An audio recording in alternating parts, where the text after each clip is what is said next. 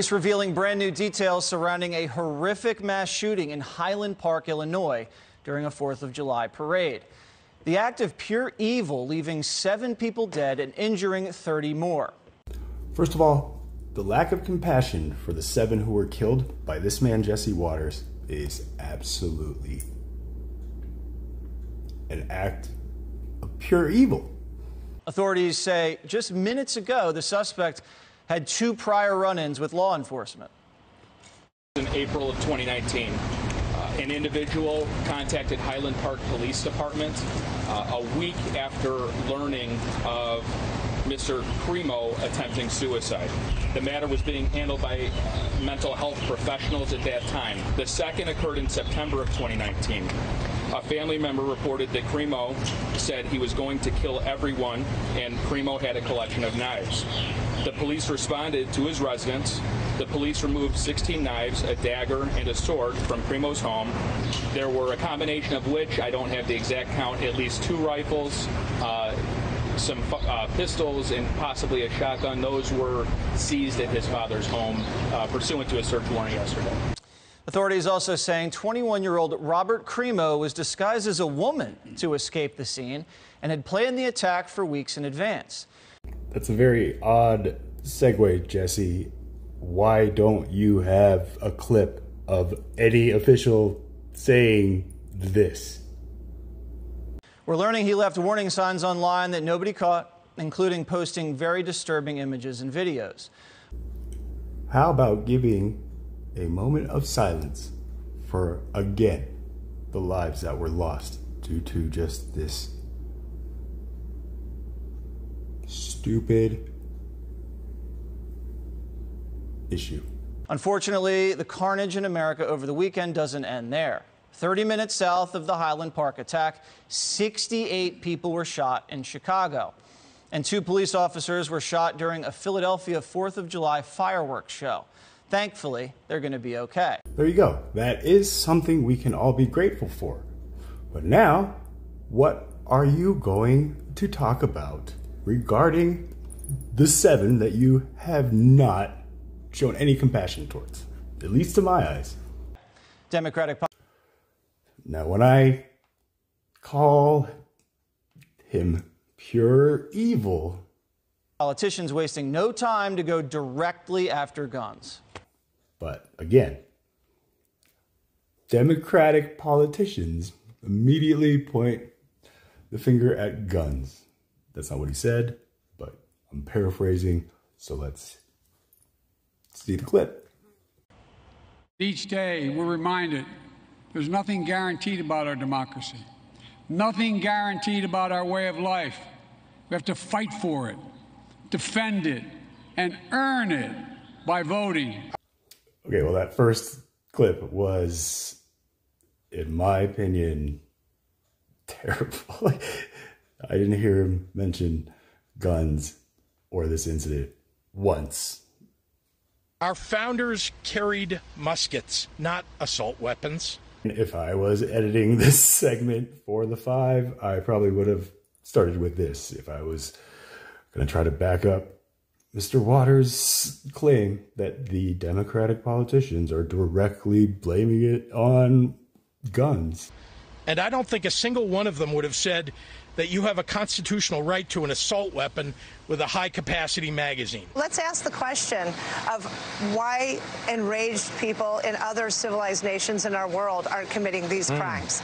We know that this is a unique American issue, and that's why we need to take necessary steps. We need to have a much stronger conversation about why these weapons of war are still permitted in our society. Listen to his language. Listen to all their language at this discussion. I found it very, very enlightening. So, Judge, what happened with this freak, Cremo? Jesse, no compassion. Freak? This is a child compared to you and I. Oh, they seized his weapons, yet he's still unleashes hell on this parade. You know, in the beginning, and I have my notes, he was not known to the police. That's what they told us. But we know that there generally is some crumb, something that indicates there's a problem. Now, we just find out there were 17 knives that the police seized from his home after he threatened to kill everybody. There were apparently domestic violence calls to his homes. Quote, the police were there all the time. There were always police cars at the house. Parents were arguing and fighting all the time. Now, is that enough? No. But if you threaten to kill someone and you're a loner and you got 19 knives or 17 and the police come and say there's no grounds to arrest you, well, I would take that cop on any day of the week. They think you're a freak. What do you think about that? To me, that is enough to make an arrest. And what we also know is he attempted suicide. He's got mental health issues. And I haven't even touched the social media yet. Now, Judge Janine, if you touched my social media, you would know that I've pointed out clearly that you have some severe mental issues yourself that you need to get off the TV and face in the mirror.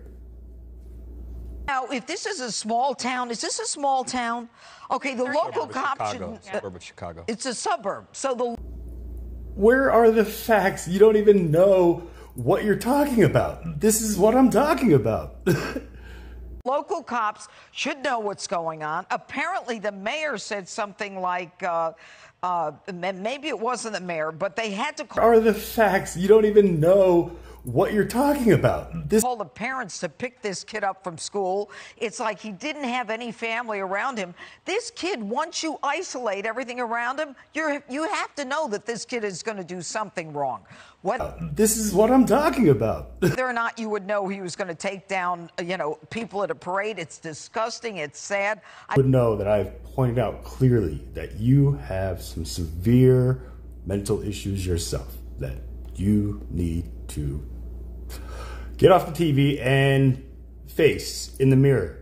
I don't even want to go on talking about recognizing the horrible pain that this town is in and the post-traumatic stress syndrome that these people will have as a result of this. But the only way you can fix a problem is by admitting there is one. And if you don't see the problem in yourself, then maybe your friends and colleagues can help you self-correct. Let's be clear about one thing. When we find people with knives and guns, we arrest them. We keep them in jail. We prosecute them and we convict them. You hear that, Lauren Boebert? When we start recognizing that there's consequences that have to be imposed before you start going after the Second Amendment, maybe then we can have a legitimate conversation. Yeah. You hear that, Lauren Boebert? So if this guy's homicidal, suicidal, he's armed to the teeth, he's got disturbing social media footprints, and he has facial tattoos, why can't you throw this kid in a straitjacket? Are you sensing any compassion? Because my bar is just dropping to the negatives now at this point. You have first of all, belated happy 4th, everybody. Oh, I love you too. You have a big problem with facial tattoos. I do. That should maybe be someone we arrest or people we arrest everywhere. A couple things. One, I think at some point, everyone around this table and around the country has to sort of wrestle with how do we want to recalibrate the way we think about police fighting, law enforcement, our laws on the books, be it the shootings in Chicago or the shooting in Highland Park. At some level, we have to sit back and understand that you can't go to a concert or a parade or to church or to school or to stand out on your corner.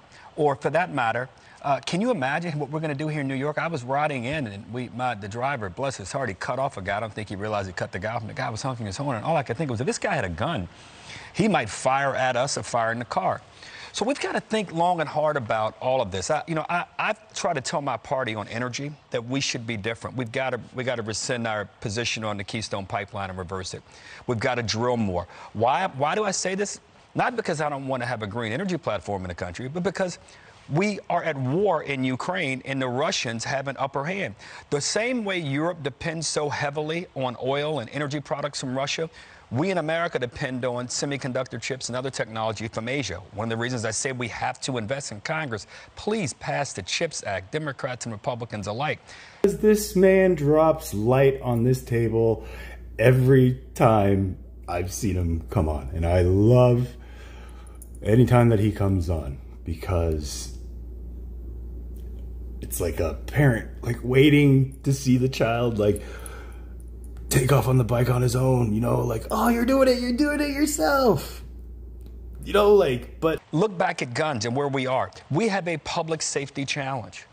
Now, I'm not saying guns is the total answer, but one of the jobs, principal roles of the legislature anywhere in the country, and for that matter, the federal legislature, is when a problem presents itself, everyone's got to not retreat to their little corners and have to hold their little sacred positions on things that, frankly, sound good on a piece of paper, sound good in a soundbite, but we have a problem. Now, I hope Jesse and Greg are listening to Harold right now, because this man drops light on this. I'm not saying removing guns is all of the answer, but something, the tattooed guy, the tattooed face guys, these kids, these guys are 21 and younger. Most of them are kids who come from some households that everything may not be in place. And here's what we should do also. If we're going to arrest the tattoo guy, we shouldn't let him buy a gun, because they've proven not to be responsible with guns. And this is not an attack on the Second Amendment. This is an attack on people who are trying to kill people. How do we identify that person? That's where we ought to spend our money and our time. Yeah. And but loosely talking about mental health is not the issue here. Right. We know who the profile of these kinds of kids, and we ought to spend a lot of time and effort and money to ensure that they don't get guns. Yeah, but it looks like the officials in Illinois blew it, didn't they? They did. You know, I agree with Jesse, I don't know. He just flicks on a different light. Officials in Illinois blew it, didn't they? They did. You know, I agree with Harold in part. I agree about the importance of dialogue and not talking points. You look at France, which has very onerous laws when it comes to guns. Charlie Hebdo shooting, illegal weapon.